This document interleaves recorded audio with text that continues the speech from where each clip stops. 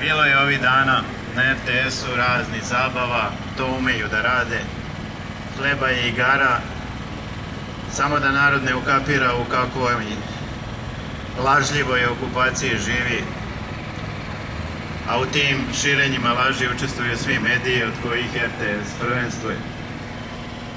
Tako da, bukvalno ništa istinito, stvarno istinito se ne može videti na današnjim globalističkim televizijama. Zato i priređujemo dnevnik na 44. litiji i nema potrebe ni za kakvi uvod, sama litija i njen kod mnogo govore više od svega, a evo i vesti u protekloj nedelji koje smo izabrali da prikažemo za ovaj dnevnik.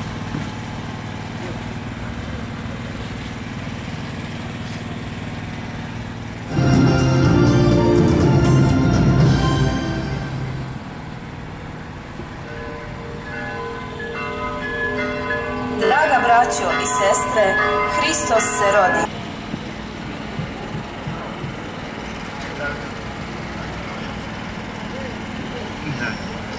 Draga braćo i sestre, toliko za ovaj dnevnik.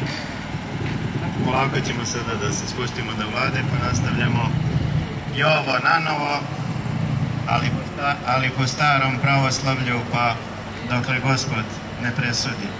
I uvek se sećajte reči starca Gavrila, molite se Bogu da dođe ruski car što pre da vas spase, jer pre toga će vam sve veći od većeg izdajnika biti na vlasti u Srbiji. To je rečenica koja sve govori gde živimo, da nećemo mi sami promeniti te izdajnike, ali da hoćemo svedočiti istinu, jer istina je temelj Srbije, istina je temelj crkve, istina je temelj srpske istorije. Bez istine Hristove pravoslavne mi smo ništa, a sa njom smo svemoćni u Gospodu našem. Amin. Ajmo polako da se formiramo.